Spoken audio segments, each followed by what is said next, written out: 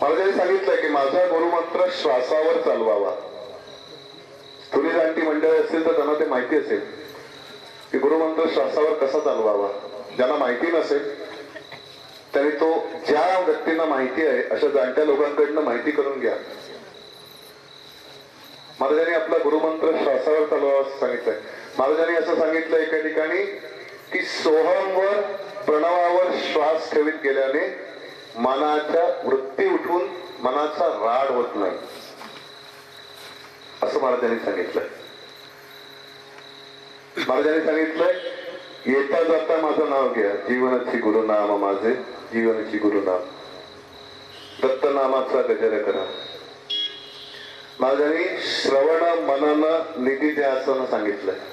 महाराजांनी किती गोष्टी आम्हाला करायला सांगितल्या. महाराजांनी कुठेतरी एका ठिकाणी लिहून ठेवलंय की या मार्गात आलास आता तुला साधनाची गरज नाही. एकच ठिकाणी लिहिलंय आणि बाकी 100 ठिकाणी ते अमुक कर तमुक कर म्हणून लिहिलंय. त्याच्याकडे आम्ही सोयीने दुर्लक्ष केलेलं आहे. बरं त्याच्यात नुकसान कोणाचं आहे? आमचंच आहे ना. महाराजांनी खूप काही करायला सांगितलं. माझी सगळ्यांना हात जोडून नम्र विनंती आहे की ज्याला जसं जे महाराजांनी ध्यान सुद्धा करायला सांगितलं. ध्यानामध्ये सुद्धा तुझं ध्यान दयाळ निशिदिनी लागू रे. महाराज का म्हणतात? जात नाहीये मी. ते का म्हणतात महाराज? महाराजांनी ध्यान करायला सांगितलं. जीवनाचे गुरु नाम माझे जीवनाचे गुरु नाम. काय सांगितलं? गुरुनाम घ्यायला सांगितलं. दत्त नामाचा गजर करा. दत्त स्वरूपी पूर्ण बरा. काय सांगितलंय? दत्त कुठे बरा सांगितलंय? दत्त स्वरूपी पूर्ण बरा. आता स्वरूप आणि दत्त वेगळं आहे का? महाराजांना हे माहित नव्हतं का? माहिती होतं ना.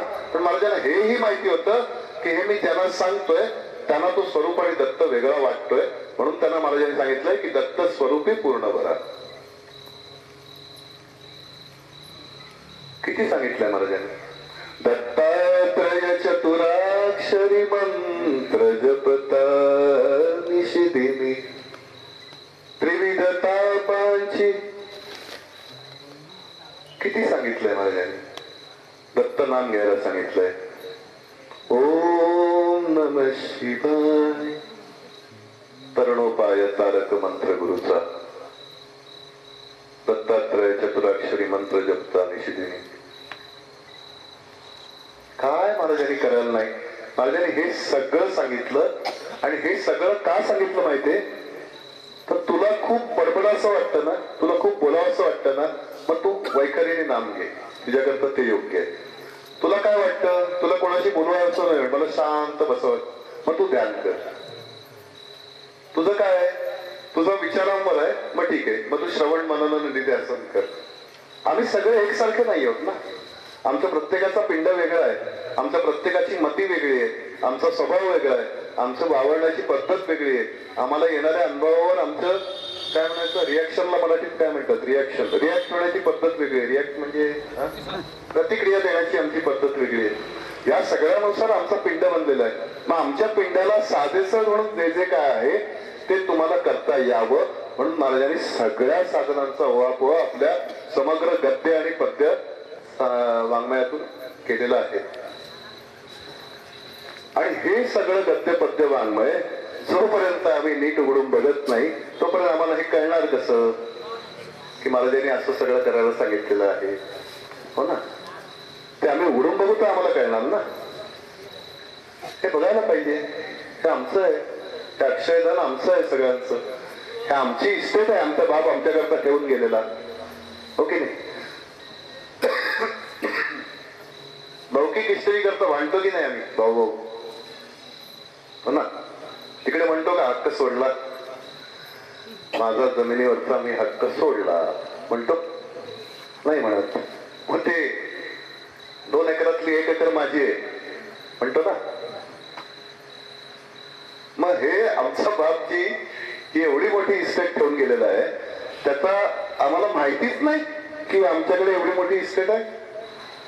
तिचा भोग आम्ही कधी घेणार?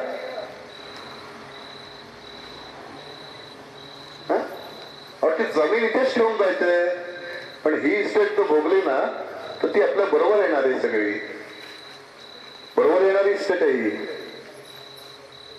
त्या इस्टेटी करता झोटीया, त्या इस्टेटी करता भांडूया, त्या इस्टेटीतला एखादा अर्थ कळला नाही तर त्याच्यावर वाद घालूया. तू बरोबर का मी बरोबर हा वाद घालण्यात काय अर्थ नाही. ऐका, आणि मोठेपणा करता तर आयुष्यात कधीच कोणी कोणाशी बांधू नये. गुरुमंत्रांनी तो बांधूच नाही. कशा करता मोठेपणा पाहिजे आम्हाला?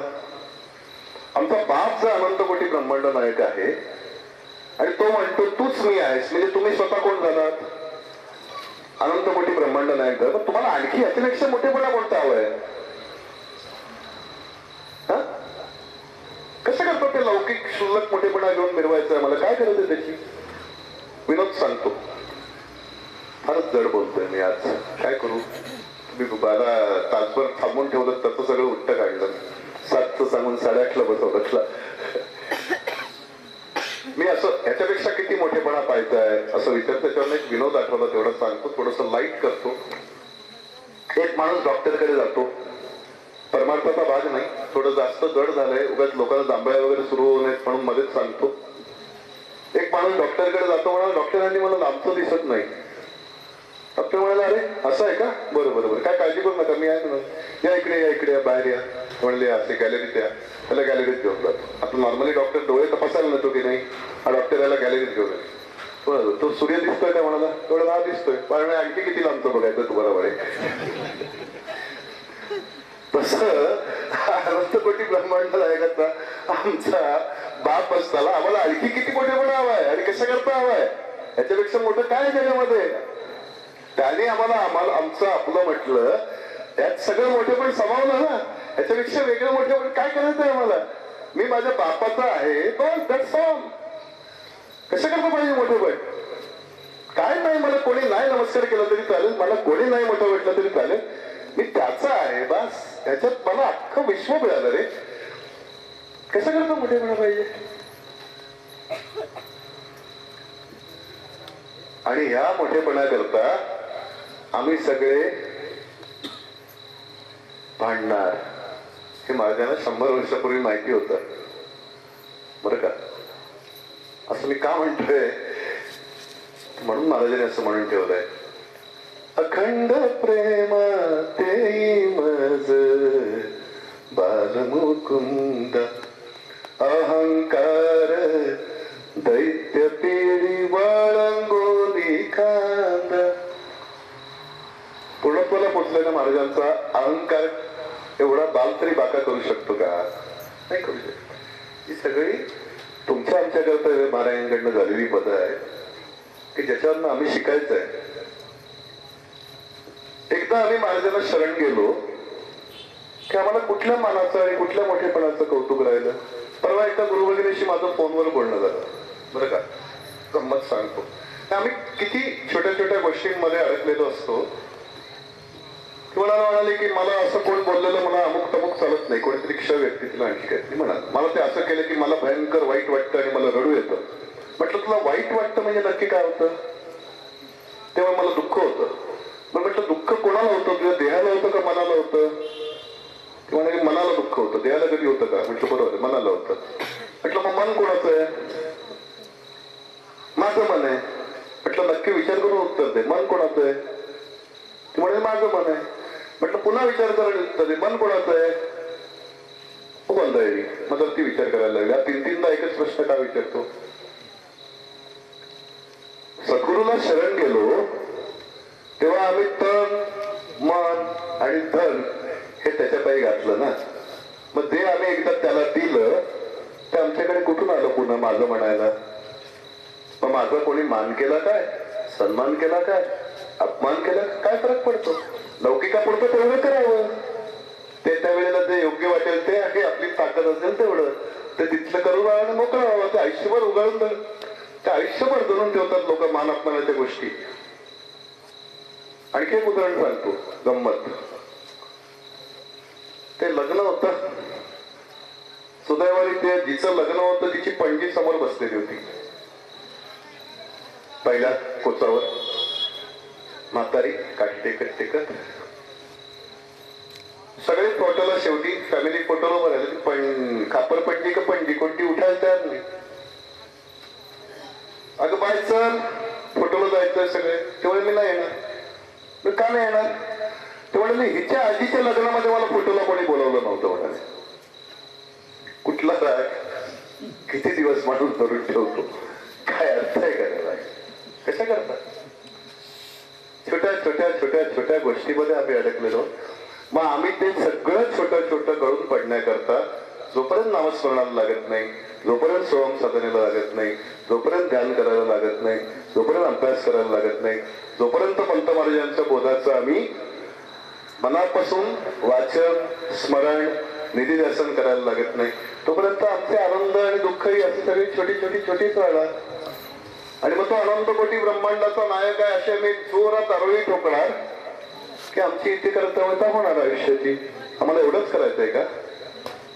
त्याच्या आवाजापेक्षा माझा आवाज मोठा करायचा आणि अनंत कोटी ब्रह्मांड नायक म्हणा. कशा करताय? काय त्याचा अर्थ काय? अनंत कोटी ब्रह्मांड त्यांचा नायक, एका ब्रह्मांडामध्ये करोडो तारे, अशी अनंत कोटी ब्रह्मांड, त्याला खेळवणारा नायक तो आमचा बाप. म्हणजे माझं मन, माझं हृदय, माझी विचारसरणी ही केवढी विशाल असायला हवी. मग आमचे भांडणं कुठे असतात? सगळी छोट्या छोट्या छोट्या छोट्या गोष्टीमध्ये. आज आमच्याकडे किती गट आहेत? गावागावातून गट आहेत, शहरातून गट आहेत, नाही का? काय ते सगळे गट? कारण हा अनंत कोटी ब्रह्मांडाचा नायक आमचा बाप आहे, त्याचा आम्हाला विसर पडत चाललाय. आमचा तो फक्त आरोळी पुरता राहिलाय, ती बिरुदावली राहिली, त्याचं मर्म त्याचा गाभा आम्ही विसरत चाललोय ना. मग हे सगळं आम्ही वारंवार सद्गुरूच्या बोधातून वाचावं, त्याच्यावर चिंतन करावं, त्याच्यावर मनन करावं.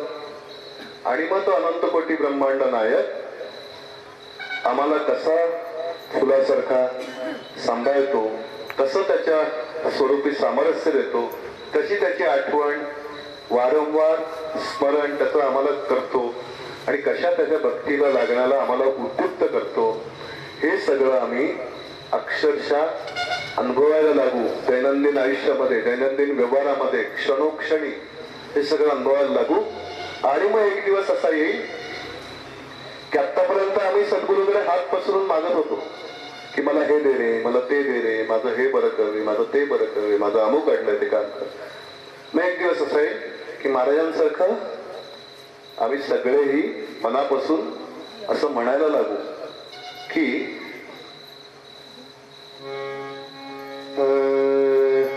किती रे श्रमसी तू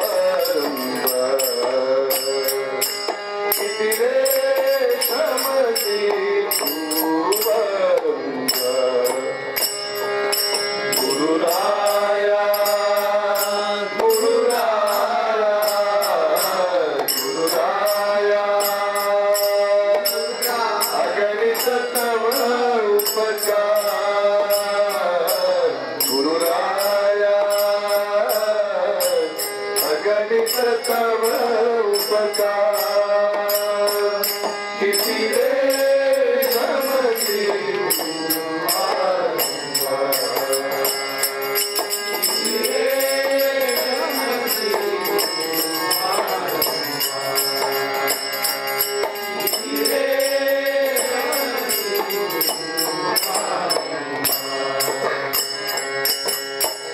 पतित पामर पावन कराय पतित पामर पावन कराय पतित पामन पावन कराय पतित पामन पावन कराय केसी सगुणवतार केसी सगुणवतार केसी सगुणवतार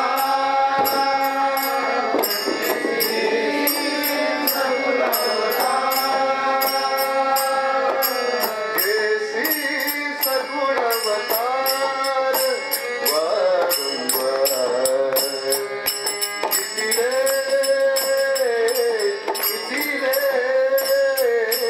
किती रे समसी तू वारंवार किती रे समसी तू वारंवार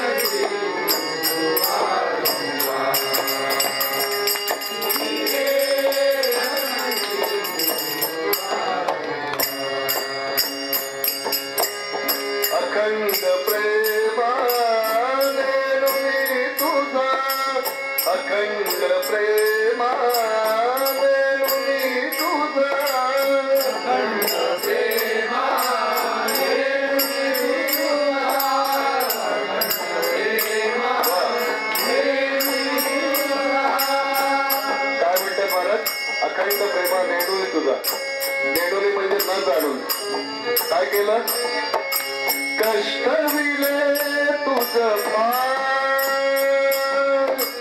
कष्ट विले तुझं पार कष्ट विले तुझं पार कष्ट विले तुझं पार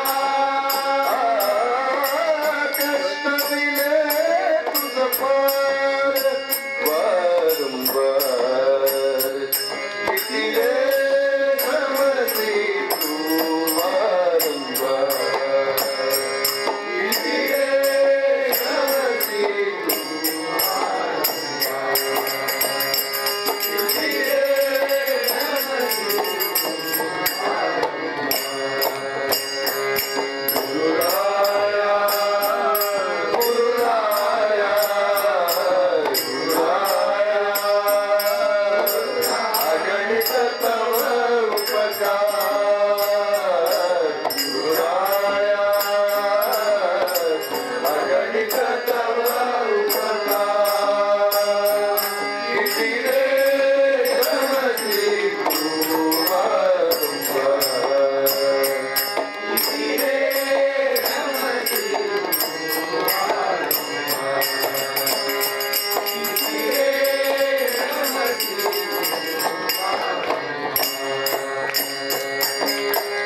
ज्ञाता ज्ञात अपराधांची ज्ञाता ज्ञात अपराधांची ज्ञाता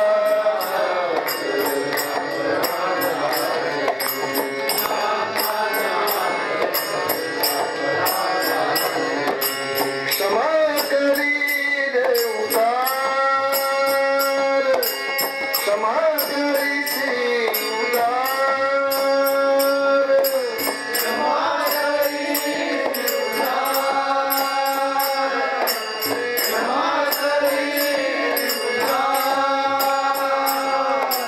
क्षमा करी रे उदार वारंवार किती रे समसी तू वारंवार किती रे समसी तू किती रे समसी तू वारंवार गुरुराया गुरुराया गुरुराया अगणित तव उपकार गुरुराया अगणित तव उपकार किती रे समसी तू वारंवार किती रे समसी तू वारंवार किती रे समसी तू वारंवार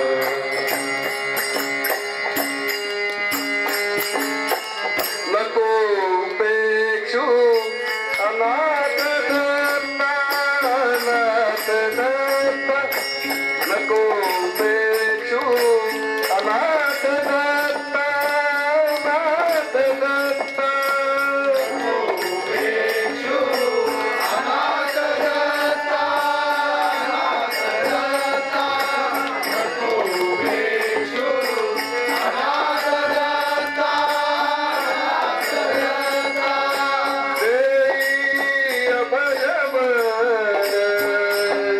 देई